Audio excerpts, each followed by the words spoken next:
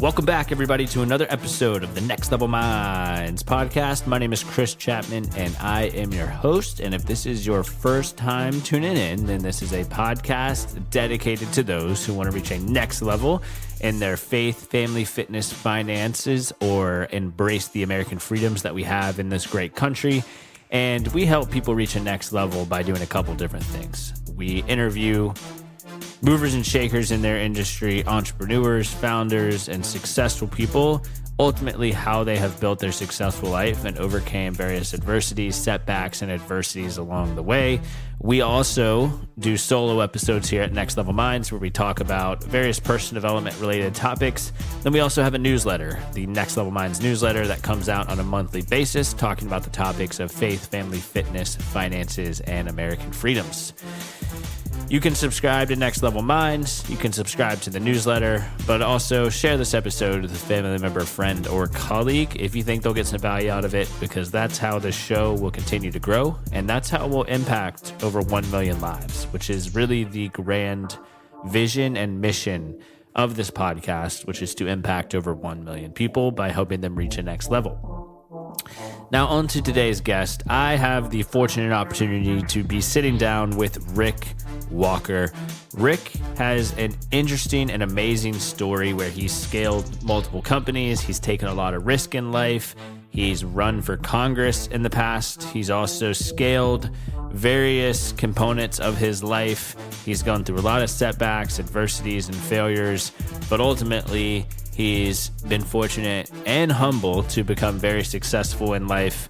He has an amazing book that just launched that's called 9 Steps to Build a Life of Meaning. Now, this book was literally just released, so I have not had a chance to read all of it. However, the parts that I have read have been very impactful, talking about history, talking about business, talking about his experiences in life and how they can intertwine into your life.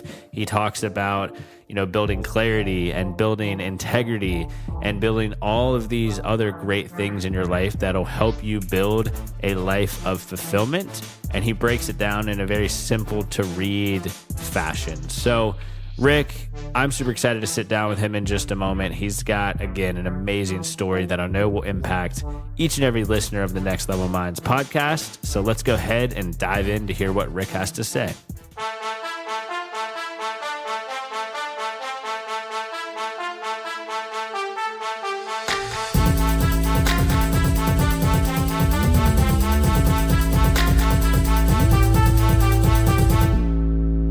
Rick, thanks so much, man, for hopping on the Next Level Minds podcast. Chris, thanks so much for having me. Yeah, absolutely, man. I know we were talking a little bit offline, and just from the 5 minutes we talked, you seem very passionate and energetic about what you do, which I love having guests like yourself on, just because I think the listeners really appreciate that passion as well. So I'm definitely excited to see what we talk about today. That's going to be great. Looking forward to it. So definitely appreciate you sending me your book, man.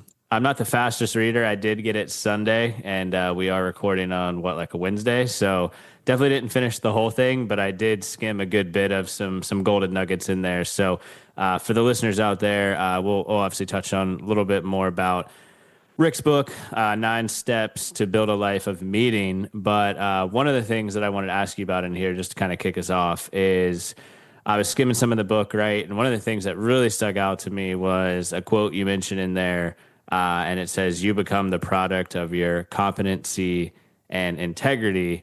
So I would love, just kind of kicking us off, if you could maybe elaborate on a little bit on that, because I've actually wrote that down on my phone. I've been looking at it all week since I read it. So Yeah. So your competency plus your integrity become your identity in the long term. The reason why that is that in order to operate in a world where cooperation is necessary, which is the entirety of the world of business, we have to be not only reliable, our integrity, but we also have to be competent as well. Competency is a function of our integrity, that even though you want to be good, if you don't have the competency to be able to back it up in the business sense, well, you're no good to anybody else in the long term. So we have to figure out how to marry these two things, because these two things, the competency and the integrity, when they combine, they can be extremely powerful. It allows you to attract capital, allows you to attract the relationships that you want to have. And as we move forward through life, and we become closer to the approximation of both our competency and our integrity, we begin to pick up an identity, which is hopefully what we want, where we want it to be in the long run. So as we cooperate and try to bring these two things to bear on a reality, we have to figure out a way to get them to function the way that we want them. We have to get our reins on them. It's like Plato's left horse and right horse on the chariot to heaven or to hell. We have to get both the left hand and the right hand working. We have to get the competency and integrity working. And the way that you do that is you focus your attention. Your attention requires you to sacrifice everything else to that one thing which will propel you forward. And that's the funny thing about attention. Just like the left horse and the right horse that in Plato, the attention will drive you closer to heaven or closer to hell. And so your minding your attention is what's going to make those two things, the competency and integrity, work for you or work against you. Yeah, no, that's a really good point. I love what you mentioned there about the identity side of things. And to another good point you made, they kind of go together, right? That left hand, right hand, things of that nature. And, obviously it's important to be competent in a particular, skill set or particular thing, but how do you go about finding what you should be competent in, right? Like there's business, there's sales, there's marketing, there's real estate. Like what is kind of the path? Because there's people from all age ranges that listen, but I'd say a lot of my core demographic is kind of that like mid-20s, early 30s, still trying to figure out what their purpose, mission, long-term approach is. So if they're listening, they're like, okay, like totally get it. Competency, a big part of it, but what should I strive after and focus the intention of becoming competent in? The one thing you'll see just straight from the outset in my book is that there is a primary differentiator. And the entirety of the online space, for the most part, falls back to classical management, classical strategy, where you set a goal and you work towards that goal. You form up your tactics and your objectives and your vision of where you want to go in the future, and you build off of that. The problem with that is men today, many of us, we don't know what we want out of life. We don't have a goal. We want to have some money, we want to be able to provide, we want to have relationships that are fulfilling, but we don't have a goal. And so I spent a lot of time, Chris, thinking through this about how do we move? How do we do something with our lives even though we don't have a goal? What's the path forward? And it dawned on me that what we don't need is what we definitely don't need is a goal. Like this is the philosophers and the theoreticians, the people that never really done anything with their lives. They're the ones that tell you have to find a goal or a mission. Yeah. But the people that are doers, the people that get out there and actually do things and make something of themselves in the real world, not in the theoretical world, they pick problems to solve. And so what I say, this is step number 1 in the book, is find a worthy enemy. Pick a worthy enemy that's bigger than yourself. And when they're bigger than yourself, somehow, some way, you begin emboldened, you get impassioned to cobble together the competency necessary to go and attack that big goal. Now, this is often not a person that's your enemy. This is a problem that's out there in the space. So, for instance, there's a lot of really great, competent people that are just attacking Pornhub right now. Just the atrocities that they've committed against young children. That is an evil manifestation. That's a serious problem. That's where someone given their life towards to go out and attack that to save these children. That's a viable enemy. That is a worthy enemy. If that person wants to go and build a 500 employee business, that's irrelevant. They would build a 50,000 employee business. That's irrelevant. You take down something like that, you have not only relevance, but you also have the passion to be able to push forward through the adversity to become more, and you'll see your integrity, your competency, hopefully benefit from that, and you'll be able to bring team members along with you, people to learn from, and you'll attract resources because you have a big enough problem to solve, because you have a big enough and a worthy enough enemy. Yeah, and then especially if you have people working there that have that collective mindset of, hey, let's solve this problem together, not let's just collect a paycheck. I feel like that just brings true fulfillment, not only to yourself, but your company as well. Oh, absolutely. Absolutely. Yeah. So I think that's part of the thing is you've got to figure out, most of our goals have to do with us or the tangibleness of things that we can effectuate. When we start talking about problems, we start talking about more clever devices, and especially if they're more connected to evil in the world, that this manifestation of evil in the world. Yeah. It gives us a reason to actually get up in the morning, a reason to spend that additional little bit of energy rather than because of selfish pride or envy. Yep. Yeah, and let me ask you this. So I know when you first reached out to me, you were kind of explaining a little bit about your background and scaling international organizations, running for United States Congress, building a family, building a company from 0 to 400 employees. You mentioned you've had some um, setbacks, finding and losing love earlier in your life. And I know the book talks about some of that as well. But throughout all those processes, did you kind of start to find that bigger problem that you want to solve? Or like, how did you kind of get to where you are today of like having this very impactful book? And I mean, you've also met some very powerful people. I'm looking at some of the endorsements on the back. Ben Carson, obviously huge name. Dan Crenshaw, huge name. Like you don't just get there by getting these endorsements from sitting in your chair all day. So like, how did you kind of shape to where you are right now? So if you want to solve really big problems and get out in the world, you're going to have to say yes to a lot of opportunities. And most of the opportunities are going to be complete failures. But some of the opportunities give you the chance to work with people that are of higher competency. And as your competency scales, I'm going to get back to the original question, as your competency scales and your integrity scales, people know that you can execute. And I just happen to be in the right place at the right time, and also have had the ability to be able to think long-term and just provide bursts of energy throughout my career. The 0 to 400 employees, I did that before I was 26. I remember sitting down and counting the W-2s. Like, we got 400, I think it was 426 W-2s that year when I was 26. And I was like, that's significant, because we never counted employees, never thought about that. And I was running a thing out of a laptop at a Starbucks, I think, around that time. So it was just sort of bananas to be able to do that without a management team. But the people that I've come across are because competency attracts competency. And so you ask, what about, like, what sort of problem, what sort of enemy am I attacking?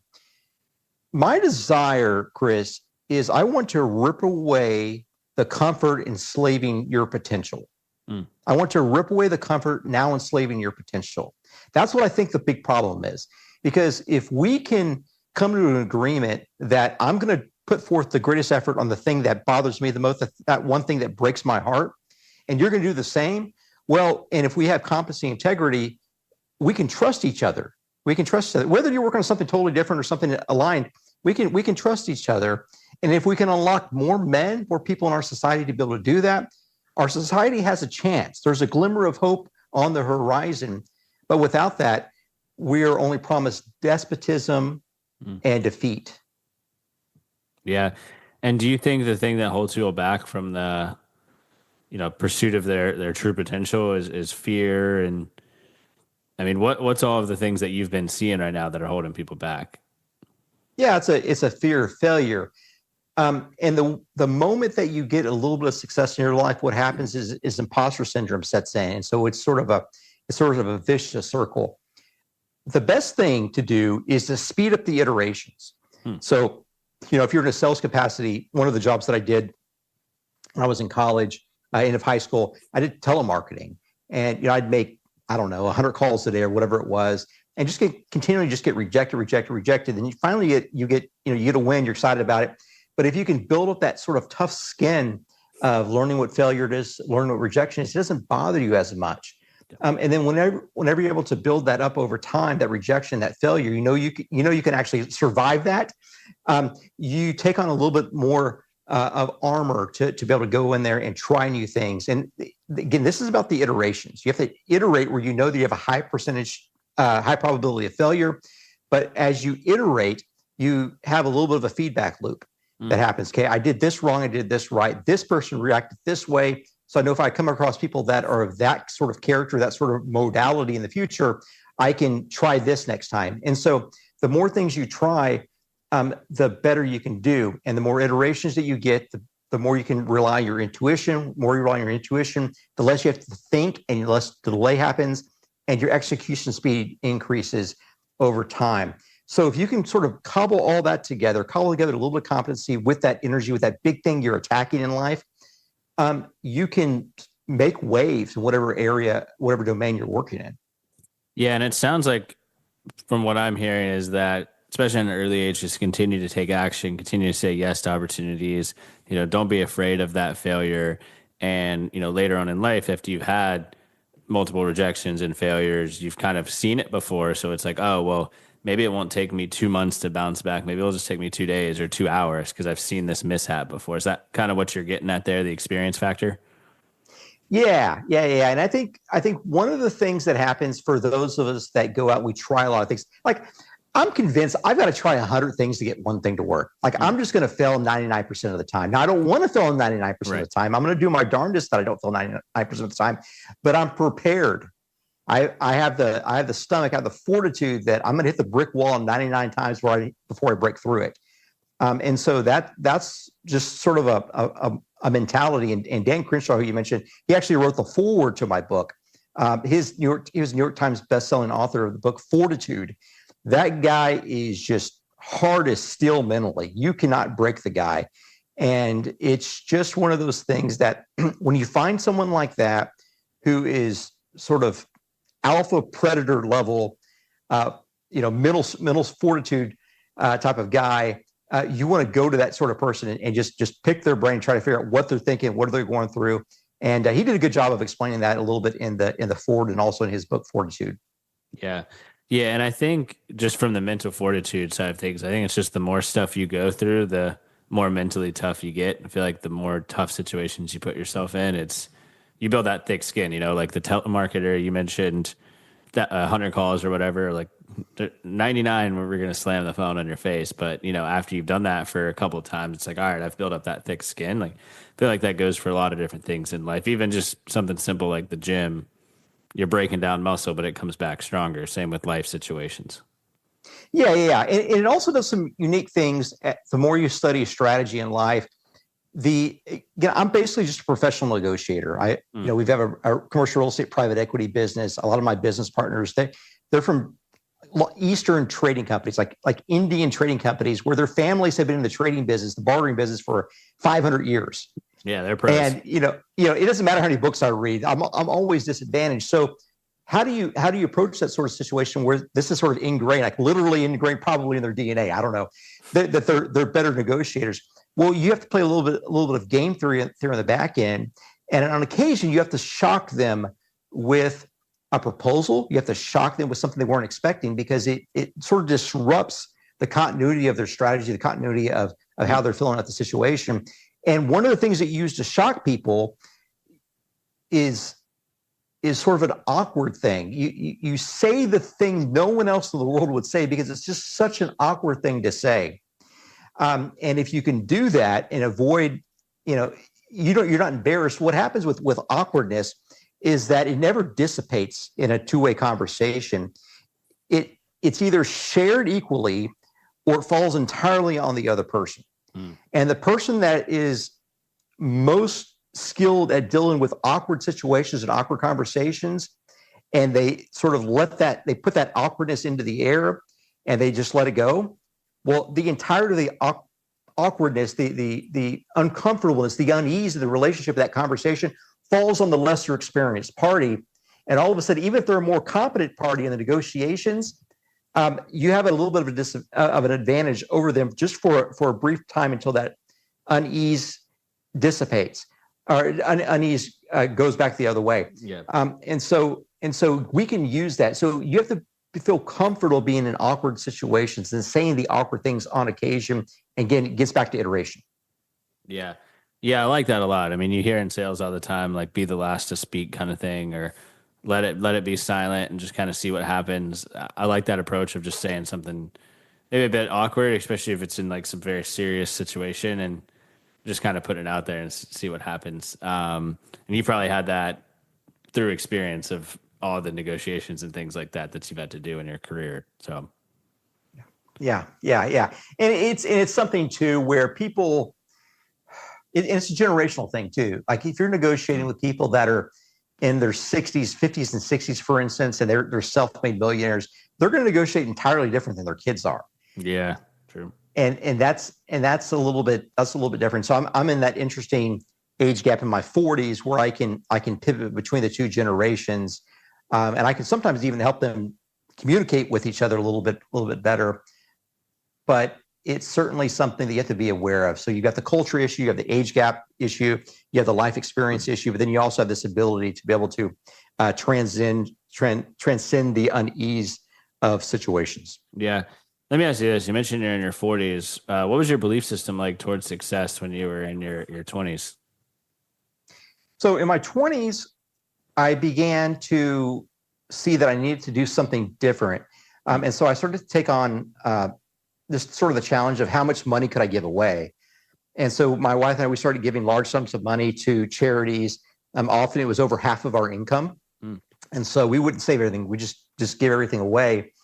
And that put us in certain rooms with certain people that could give other size checks, right? So, if I'm giving away six figures, well, I'm in a room with people that are also giving away six figures, but they're giving away six figures that are 1% of their I was going to say it's income. 1% of their yeah. And so you have this disproportionate network that you're exposed to, and if you're the youngest person by 30 or 40 years in there, and you've done some stuff, well, and you're in a very difficult to access room, you be able to, I guess, invite disproportionate relevance into your network, into your life, and you build those relationships. You don't like just let those, you don't squander those opportunities. You invest in those opportunities. You give back, never asking for anything. You always just give back. And so that's one thing that certainly helped. But that's what I was thinking about when I was in my 20s, about how much money can we give away, because it also makes your work life a whole lot more challenging if you know you're not going to have any savings. Yeah, you're just going to give it away. And so that's what I was thinking of when I was 20s. And then what slowly happened is I would get more involved with some of these nonprofit organizations, and I would join. They'd ask me to join a board, so I would join a board, and I eventually take some leadership there. I actually between the time I was, I think, 29 to 49, something like 39, I became chairman of the international organization. Talk about a little bit of my book. We scaled it into 53 countries, 800 employees to 2,000 employees. I think 2,300 employees actually, while I was there over a decade.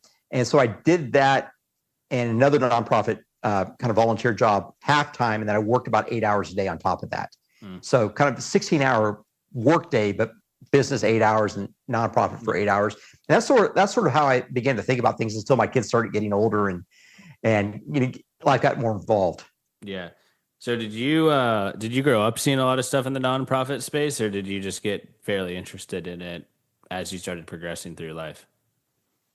Yeah, we were always in church and doing volunteer work growing up, but I grew up in a 2-bedroom home. My mom generally worked 2 full-time jobs plus a part-time job. My dad always most of the time had a job, but he was out of work for a long stint. I guess during my middle school, high school years, and so that was a challenge. So we never really had an abundance, but we were always taught to go. And I remember once a month we'd go and wash the dishes of the homeless after we fed them lunch down at I think it was the Loaves and Fishes there in Corpus Christi, Texas. And I remember doing that. That was certainly an experience that was a worthwhile experience, but it was never monetarily based. It was always service based. Way of serving. And that came primarily through my mother.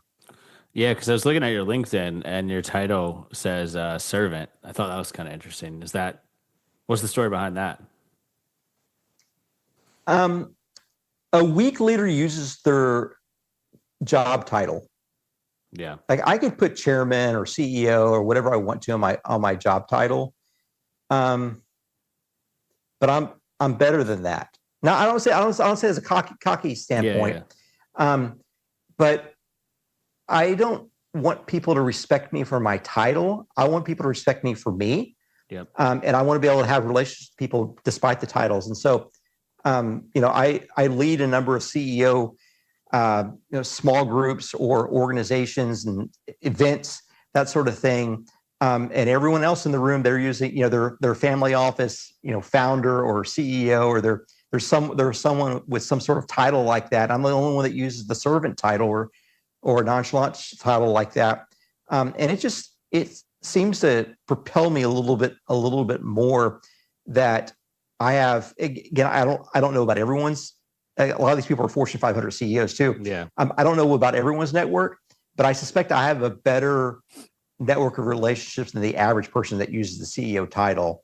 But it's earned. It's not based off of titles. Yeah. It's an earned approach, and I think it differentiates you a little bit as well, right? And it kind of keeps you humble and things like that. But yeah, I was just wondering the story behind it because I was like trying to find your actual title in prep of the episode, and I was like, all right, there's no way it's actually servant. So I just want to see, kind of pick your brain there. But so how did you shift from like 2-bedroom house to, I mean, kind of the success you've built now? I imagine you still kind of have a long way where you want to go, especially because you have your book out. I imagine you want to impact thousands and thousands of lives of that. But I know you and I can only see like very briefly each other's background. But I mean, your background looks a little bit nicer than a 2-bedroom house, right? So, I mean, is that just going back to what you mentioned about 15 minutes ago of just saying yes to opportunities? And what was kind of the pivotal things that started to get you from like here to here to here to now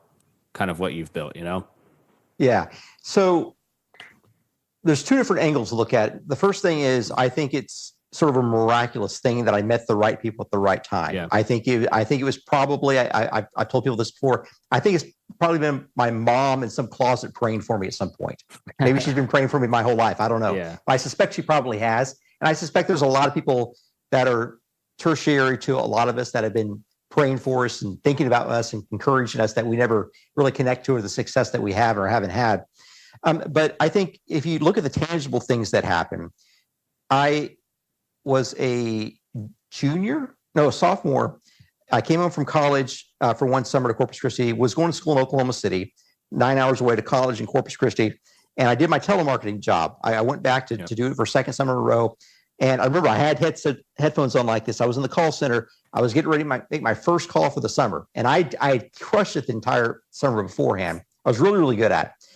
And there was just something, Chris, that stirred in me that said, hey, Rick, you don't need this. It wasn't that I wanted to do something. It was a negative. It was a don't do this, not I'm going to give you something to do. I'm going to give you vision. This is why I think goals are secondary. There's something else that can stir within us. And so I remember taking the headphones off, standing up, and there was the call center manager that was just a few feet away. And I said, I don't need this. And I walked out. And the very next day, I told my mom that I did that. And she said, well, I've got $1,000 saved up. Why don't I loan this to you and you can start your business? And so I did it that very next day, went back to college in, I guess it would have been August, 9 hours away in Oklahoma City. And I did classes Monday through Thursdays. Thursday nights after class, I would drive the 9 hours back to Corpus Christi. I would see clients on Fridays. I would train staff on Saturdays, and then I would drive back on Sundays. So this is 18 hours of driving. And I did that for a year and a half every single week. 18 hours of driving for a year and a half every other week. And we finally moved down to Corpus Christi after my wife graduated. That's a pretty audaciously stupid thing to do, to start a business 9 hours away from you. Yeah. And I did everything I could to try to start the same business up there. And I couldn't get it to go. I couldn't get it to go. But that would be, one of the pivotal points is that getting up from the call center floor and taking the headphones off and not trying to go do something on the side, but I went all in. Yeah. I went all in, and I did it before I was married, before I had kids. And so the risk was low. I could live with my parents for a few months. And so it was just an opportune time. Yeah. Yeah. And you're not even talking about, that 18-hour round trip, but then also all the work in between of the training, the staff and things like that. So, you probably got no sleep throughout that time, honestly. Yeah. Yeah. I can't, it was all blur. It was all blur. I think I grew up to 4 or 5 employees that first summer, that first 90 days. And so what was that first business? I know you were doing the telemarketing thing. You're obviously in the real estate world now. Was that also in the real estate kind of private equity piece as well, or? It was very similar. So I would go into schools and to banks and to churches, and I would offer them a flat fee cost to maintain the building. So if a light went out or a toilet went out or air filters or cleaning or anything, I would take care of it for one price per month. And so basically it cut off, it capped their expenses. We're able to maintain the equipment, have it make sure it had a longer lifespan. And it was something that no one else was doing back then. People were doing it in the federal space, and I had done a little bit of work in high school for a guy that did that in the federal space, but no one had did it in the commercial space. And so that's really where I learned sort of the physical asset of buildings back then, and that proved to be helpful, 20 years later when we started buying our own properties. Yeah.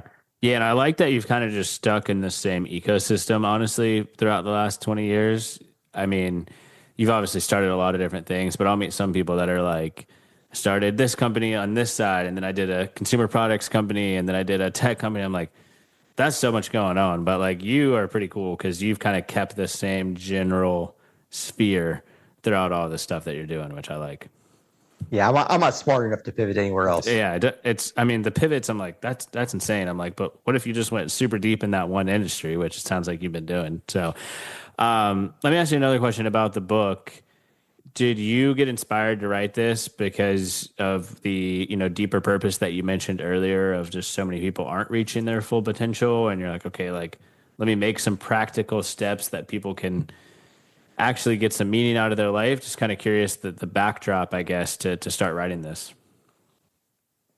What a great question. The initial book was a behemoth. It was a 900-page treatise that was a web for a outline. And as I started sending out 200-page excerpts to some beta readers that were very, very smart, they were like, Rick, this is unreadable. And so I thought, what do I want? Do I want to have this unreadable tome and be impressive to people that are, erudites, or do I want to have something that actually makes an impact? And so I tore it all up last year. I spent 2 years writing this thing. Tore it up last summer, so in summer of 2024, and just did a complete rewrite and just talked to people like I would normally talk to a person in a Frankel type of perspective. Frankel, the A Man's Search for Meaning is a great book. I highly recommend it. But he says that when he's in the concentration camps, he realizes that men will not have any hope unless they have a future to look forward to, where they have a responsibility or someone to care for, someone to love. And it doesn't even matter if that person to love is still alive. Yeah. Like if there's a chance they may still be alive, or maybe they're dead, but they want to be able to live as someone with integrity, so that one person that they once loved could see from heaven that they were actually fulfilling their goal of integrity. That would be sufficient for that person to live with meaning. And I thought, man, what if I could write a book that takes all the stories that I've lived, all these crazy stories that I've just kind of had happen to me because I was in enough places, and then also some of these great stories from history, stories of Alexander the Great, where he sort of fell into complete and utter depravity, lived a lie, but then he reascended out of it later on. Or stories out of mythology where some of these great leaders, they made these incomprehensible sacrifices. And what does that tell us about sacrifices in our lives today? I started seeing these comparisons and realized, oh, these have real world implications. Like these aren't stories for 1,000 years ago or 2,000 years ago. These are stories that they weren't just true then, but they're true forever. Yeah. Like it's something that's always true.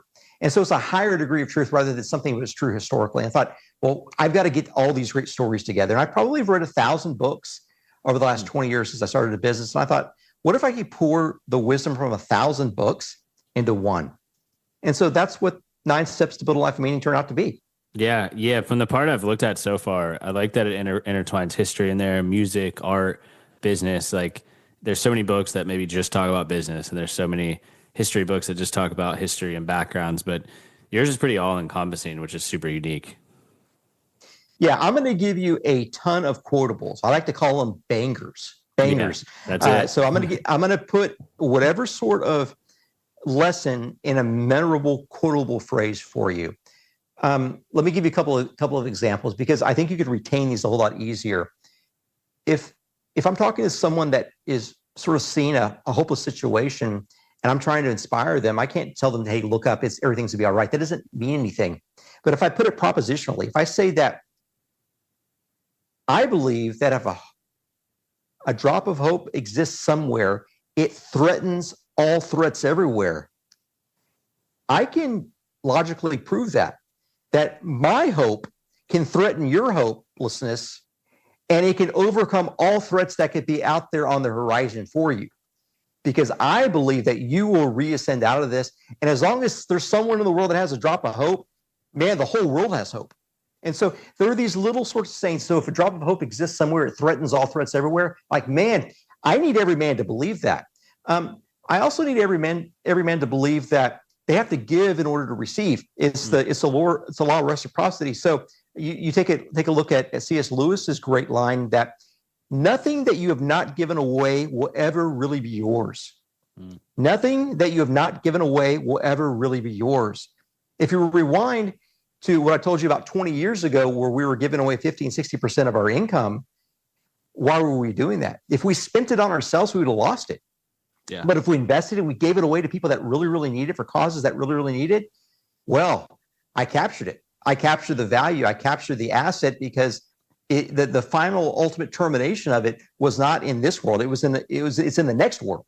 I've created treasure in heaven, as the biblical corpus would say. So we want to be able to take these sorts of applications, these phrases that nothing that you have not given away will ever really be yours, and provide a lesson to it, but also put it in a rhythmic fashion, so that you can see it on the page, you can ingest it into your mind, and it can dwell in your heart, so you can live it. And so there are probably 200 of these ingestible quotes that I created for this book, that I hope propels people and helps to kind of permeate your memory in your life. Yeah. The ones I've looked at, I've like been like, wow, that's super unique. And I mean, as you continue to look over them, ingrain them in your mind, ingrain them in your life. And I like that it kind of touches on a lot of different perspectives, faith, history, things like that. All important things, honestly. But where are you going from here? I know you just launched this book. What else do you have on the horizon that people should know about in addition to your book? Because you're dropping some awesome nuggets. I want to make sure people can connect with you, of course. Yeah. So probably the best place to go is my website, rickwalker.com. Yep. I have a little bit of a podcast. I was a little more serious about my podcast 3 or 4 years ago.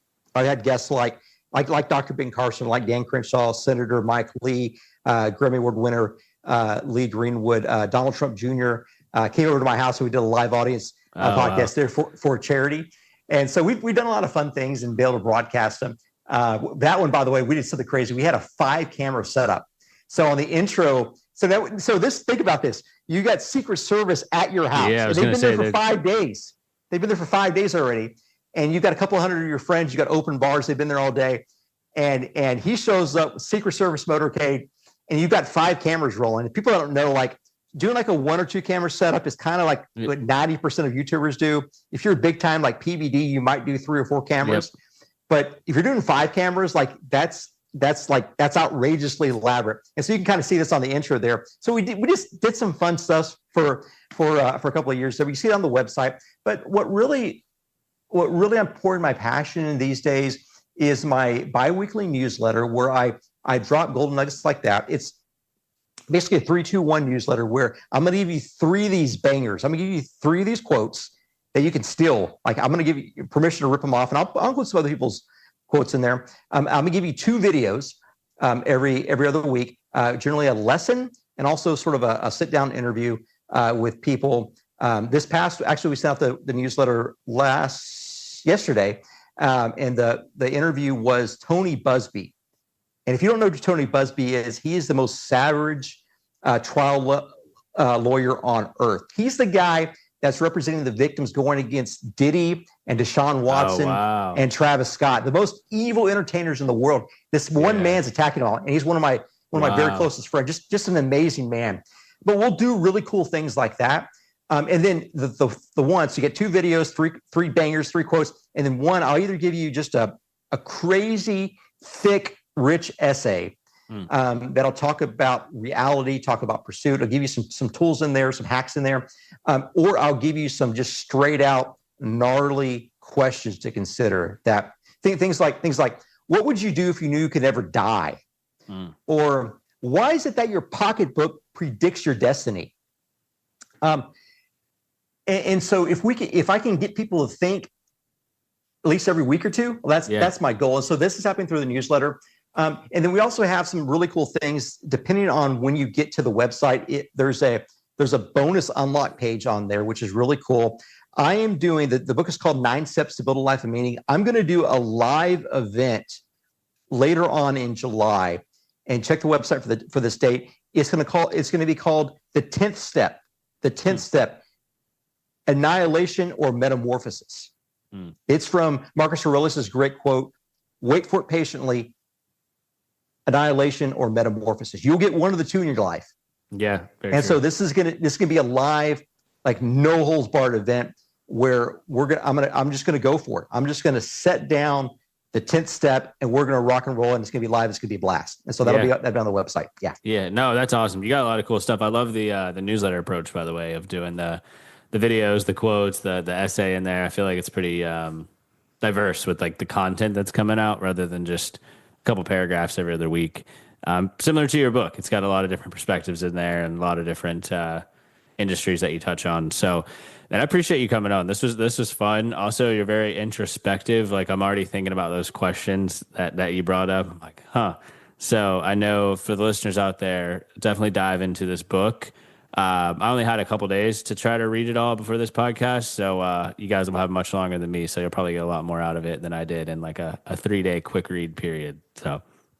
Yeah. And if anyone's in a situation too where you don't have the money to buy the book, contact me. I'm happy to give you a complimentary copy of the book as well. I want to have all of your listeners have access to this sort of tool set. It just revolutionized my life, and I hope it'll revolutionize your life as well. Yeah, absolutely, man. Thank you so much, Rick, for coming on. Thanks for the value that you dropped, and honestly, thanks for the heart that you have. I feel like there's less and less people like you out there in the world right now that just have such a passionate heart for helping others. So I love what you're doing. Chris, appreciate you. Thank you so much for all you're doing. Well, that's it, everyone. Thanks again for taking the time to tune into this week's episode of Next Level Minds. Be sure to connect with Rick. Be sure to check out his book, 9 Steps to Build a Life of Meaning. The link to buy that book will be below in the show notes. And other than that, hope everybody has a fantastic week ahead. And thanks again for tuning in.